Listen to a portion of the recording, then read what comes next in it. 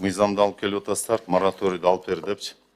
Сиз мыйзамдын концепциясы боюнча айтып кеттиңиз.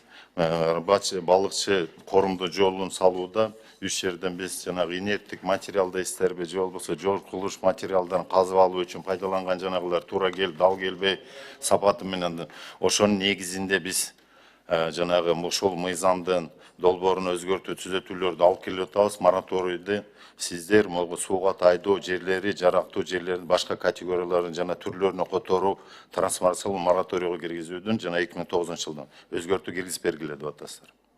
Туурабы?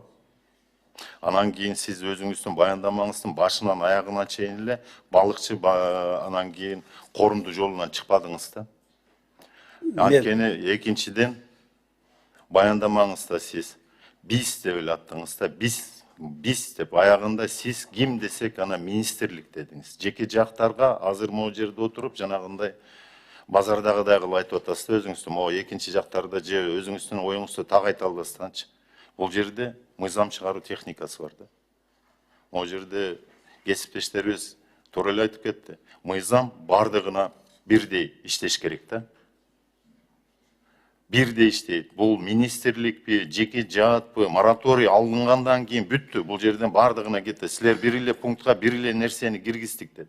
Андан сырткары сиздин баяндамаңызда мен бир реабилитация деген сөздү уккан жокмун. Сиз жаңы түшүнүк киргизип атасыз. Реабилитация деген. Реабилитациялоого жана реконструкциялоого деп атасыз. Реабилитация деген түшүнүк кайсыл жерде бар, кайсы мыйзамда камтылган, бул эмнени билдирет?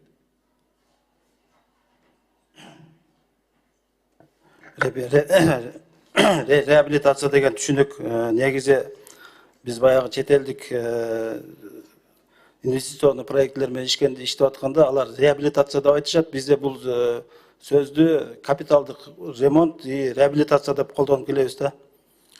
Реабилитация деп эмеспи, бизде мисалы түшүнүк бар да, реконструкция деген. Реабилитация деген анан кийин чет элдик жанагы акча берер донор ушинтип жазып коюптур деп жазбашыбыз керек. Бизде мыйзамда көрсөтүп бериңиз. Кайсы мыйзамда реабилитация деген түшүнүк бар.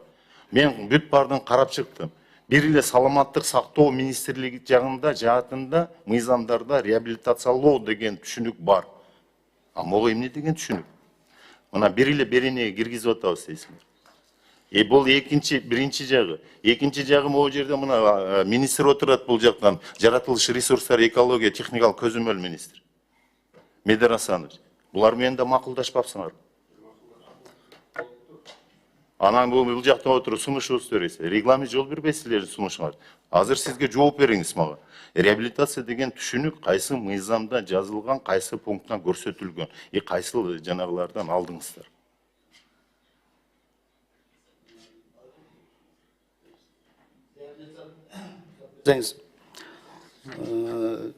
Мен өзүмдүн докладымда Балбай Батыр, корумду Балбай Батыр участогундагы как пример мисал катары белгилеп кеттик. Бирок биз Балбай Батыр, Каракол, Барскоон участоктары дагы алдыда эмки жылы башталганы турат, кийинки жылдарда. Ушундай эле көйгөй, ошол эле жолдорду биз баштаганыбызда жаралат деп биз уже алдын ала эсептөөлөрдү жүргүзүп атабыз, жерлерди барып карап териштирип. Жок, сиз жерди караганыңыз, жердин кыртышын караганыңыз, бул жанагы бул башка жак. Мен мыйзам боюнча биз азыр сууга тайдоо жерлери, жарактуу жерлерин башка категория үчүн мораторийди алып келип атабыз. Сиздер түшүнүк киргизип атасыздар. Реабилитациялоо деген. Реабилитациялоо бул эмне деген? Түшүндүрмө бериңиз.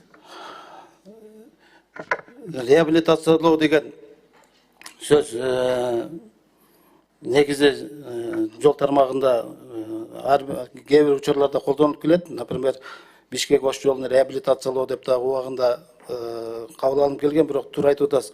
Бул жерде техникалык терминдерди, аныктамалардын бекитилген жерде кээ бир мыйзамдарда, кээ бир техникалык документтерде реабилитация деген сөз аз колдонулат. Анын ордуна реконструкция деп биз өтүп баратабыз. Реабилитация деген сөз биз жолчулар как капиталдык ремонттон өткөрүү деп дагы кабыл экөөнүн бирдей деп алып эсептейбиз. Бекназар Токтосунович, сиздердин ички жана жоолоруңуздарда, түшүнүгүңүздөрдө профессионалдык терминдерди жана башкаларды мыйзамга киргизүүгө болбойт да, мыйзам жол бербейт дагы. Ошон үчүн мен сизден сурадым. Реабилитациялоо деген түшүнүктө жок бул эч бир мыйзамда. А реконструкциялоо деген түшүнүк бар. Анда сиз экинчи суроо. Реконструкция менен реабилитациянын айырмасы эмне? Эгерде биз жолдорду куруп аткан учурда жолдун параметрлери өзгөрүлүп курула турган болсо, анда бул реконструкция болуп жатат. А эгерде реабилитация болгон учурда жолдун турган параметрлери өзгөрүүсүз ремонттон өткөрүлөт. Туура. Мен эле ошо сизде жанагы жеңилирээк болсун депчи, могу жер казынасын пайдалануу процессинде бузулган жерлерди рекультивация жөнүндө жобону көтөрүп чыктым. Ошол Кабминдин токтомдору менен бекитилген. Бул жылдарда эле көрсөтүлүп атат. Рекультивация объекти, рекультивациядан кийинки мониторинг, рекультивациянын техникалык долбоору жана фонду деп башкалар. Андан сырткары могу жерде биз жер кодексинин бир беркисине өзгөртүү түзөтүү киргизип атабыз да. Именно сууга айдоо жерлери боюнча, 7 категориянын бирөөсүнө мораторий коюлган, ошол боюнча. Эмне үчүн дегенде бизде Кыргызстанда сууга жери 10% жакынын түзөт да. Ошон үчүн киргизилген буну бардык. Ошонун 96-чы беренеси бар. Жерлерди коргоонун мазмуну деген да. Бул жерде да жок болуп атат да. Могу сиздин киргизип аткан реабилитациялоо деген түшүнүгүңүз. Кодекстерде жок. Буга эмне дейсиз?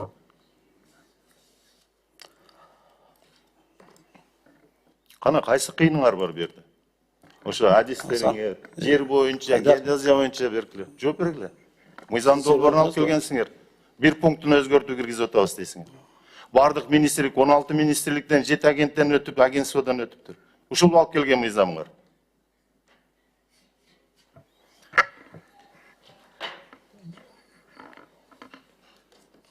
Жооп бересизби? Алишер Тажбаевич, кечиресиз. Негизи бул эме реабилитация деген сөз өзү сиз айткандай эле туптура. Биякта деле Бекназар Турсунович айтып кетти. Бул международный проекттерде терминдеринде колдонуп келген. Илгери элечи. Бизде классификация автомобильдик дорогтен бар эле. Приказ менен утверждаться этилди эле, ошону бир карап береличи. Ошака биз негизги понятиясын киргиздиргенбиз да. Реабилитациянынчы сөзүн. Ошону кийинки чтенияга ала келип көрсөтүп берсек туура болобу? Бул жака мага бул жерге комитетке алып келип көрсөтүш шарт эмес. Сиздер ошолорду жанагы жазардан мурун мыйзам долбоорун көйгөй башталгандан баштап алып келип атабыз. Азыр ушу мораторийди алып бергиле деп атасыз. Ошол жерине бир предложение дейсизби, бир сүйлөмдү туура киргизе албаганыңардан кийин кайсы юристиңер отурат? Сиз азыр международный правого ссылка кылып атасыз. Менин колумда мына конституция турат. Конституциянын негизинде биз ишти алып барыбыз керек. Ошону мен сизге 6-чы беренесин окуп коеюн. Орусча айтып атасыңар. Общепризнанные принципы и нормы международного права, а также международные договоры, вступившие в силу в соответствии с законодательством Кыргызской Республики, являются составной частью правовой системы Кыргызской Республики. Порядок и условия применения международных договоров, общепризнанных принципов и норм международного права определяются законом. Силер эч качан жанагы чет жактан тиги донорлордун жанагыларына алып келгенде могуну ссылка кыла албайсыңар. Биздин мыйзамдарда гана көрсөтүшүлүш керек болчу. А биздин мыйзамдарды мен силерге айтып бердим. Буларда бирөөндө да жок болуп атат түшүнүк. Андан сырткары жакшы болду. Мына Медерасан, сиз да келип калдыңыз министр катары. Эми мага айтып берсеңиз, ошол лицензиянын бардыгын, уруксаттарды жана жер казынасы башкаларга сиздер бересиздер. Экинчи пункту менен бул жерде жазылып атат да, реконструкциялоонун бекитилген долбоору болгон учурда пайдалуу кендерди казып алуу үчүн арналган жерлер.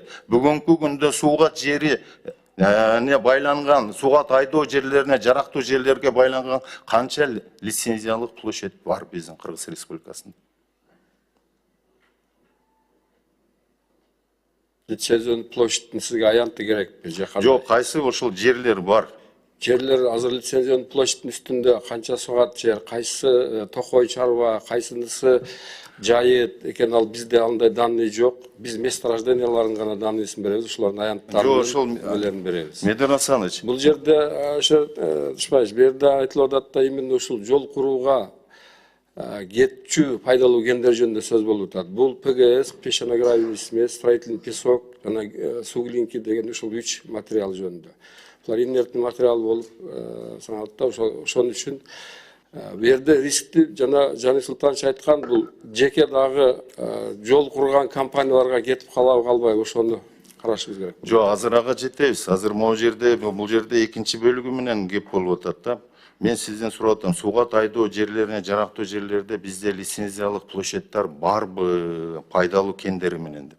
Бизде андай маалымат жок, Алишер Ташбаевич. Бизде месторождениялардын аянттары бар, угловой точкалары бар, координаттары бар. Алардын үстүндөгү жер кайсыл категорияда экени боюнча биздин компетенциябызга кирбейт. Эмне үчүн дегенде бизге түшкөн, бизде мисалы маалыматтарды карасак 3000ден ашык лицензиялык площадьтар бар. Анын бардыгы тоо, лесхоз, же болбосо бонитет ылдый болгон төмөн, анан жана башка жер жети категориясы. Могу суу категориясындагы суу айдоо жерлериндеги категорияда жерде алтын кендер жок да, же болбосо могу пайдалуу кендер.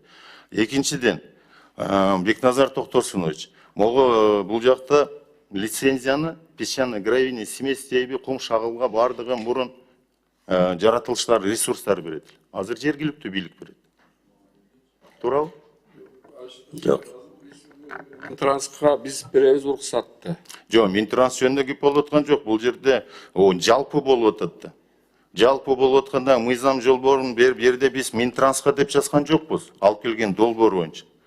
Недер Асанович, берде жалпы, бул жерде жеке желе жат. Бир эле Кыргызстан боюнча Минтранс менен азыркы күндө балыкчы корумду жолу Кыргызстан тарапы менен курулуп атат. Андан кийинки альтернативный жол бул Чайна роуд менен курулуп атат. Андан сырткары эң чоң көйгөй болгон бул Ош, Баткен, Исфана жолу болуп атат. Алдагы чет жактын катышуусу менен андан кийинки чоң долбоор бул Алабука, Чаткал, Кировка жолу 170, бул дагы жеке жак менен бурулуп атат. Минтранстын бул жерде катышы жок эч кимисин. Алар эмне болот, алардын тагдыры? Да, туура айтып атасыз. Минтранстын бирок бул жерде негизги заказчик катары карьерлер менен жана башка уруксат берүү кагаздары менен бардыгы министрлик тарабынан жүргүзүлөт. Жок, буга чейин жүргүзүлүп аткандарды аларды өздөрүнө коюп койбодуңар. Алар азыр ошол жерлерде жана песчаный гравийный сместер бар, лицензиясы бар компаниялардан кум шагылды сатып алып өздөрүнүн чөнтөгүнөн салып берип атпайбы? Проектин сметный документациясын ошентип түзүп бердиңер эле. 3 жыл гарантиясын илип койбодуңар беле алардын боюна. Жай кышын оңдоо түзөө жолдору карын тазалаганга чейин илип койдуңар аларга. Же туура эмес? Дебилер азыр эч иш жок отурбайбы? Жеке компания болобу, же сырттан келген компаниялар болобу, ошол жолду куруу алдында биз ордер менен ошол участокко курулуш иштерин жүргүзүүгө уруксат беребиз. Ошону менен ошол курулуш иштери бүткөнгө чейин тейлөө иштерин дагы алар чогуу алып барышат. Бардыгын ошо бүктөдүңөр, азыр жүктөп койгонсуңар. Тейлөө жумушундагы ошол жол 10 жыл болсо, 10 жылдын ичинде ошол уткан компания жолдон оңдоо, түзөө, кар, саар, мөңгү, сөңгү бүт бардыгын тазалоо иштери ошолордун моюнда. Бюджеттен бир тиын бөлүнүп берилбейт, туурабы? Ошон үчүн могу жерде Манкан Батырбекович, могу жерде биз кайдыгер болбошубуз керек да. Бир эле мисалы мыйзамды алып келишип атат. Азыр могу бул жерде Жанбек Султанович аягына чейин өзүнүн оюн айта албай калды да. Могу жерде кичинекей бир түшүнүксүз эмес, бир чоң жагдайлар бар да. Ошон үчүн булар менен отурайлы. Биз мыйзамга каршы эмеспиз.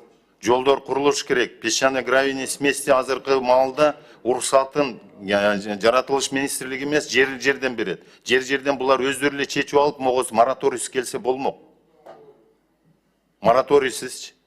Мораторийс өздөрү эле чечип атат. Башка бүт жерлерде эле чечилип атат. Именно Бишкек жана балыкчы корумду жолуна келгенде мыйзам иштебей калып атат да, акиметтер иштебей калат. Именно могу мораторийди алыш керек. А бунун арты менен ала турган болсок, пайдалуу кендери казып алуу үчүн арналган жерлер деп атабыз. А бул жерде жанагы технический рекультивация жөнүндө кеп жок. Биологический рекультивация жөнүндө кеп жок болуп атат. Ошон үчүн могу жерде көйгөй турат. Ошон үчүн мен айтат элем, сунуш берем сизге. Бир жумага Азыр могу күн тартибинен алып турайлы, келишсин, тактап туруп отуруп, андан кийин ошодон кийин анан комитеттен. Эмне үчүн дегенде биз профилдик комитет болот атпайсызбы, могу жер суу ресурстары боюнчачы. Башка бир сунуш бар, уруксат болсо. Сөзүңүздү бүтсөңүз. Мен сөзүмдү өттүм. Рахмат.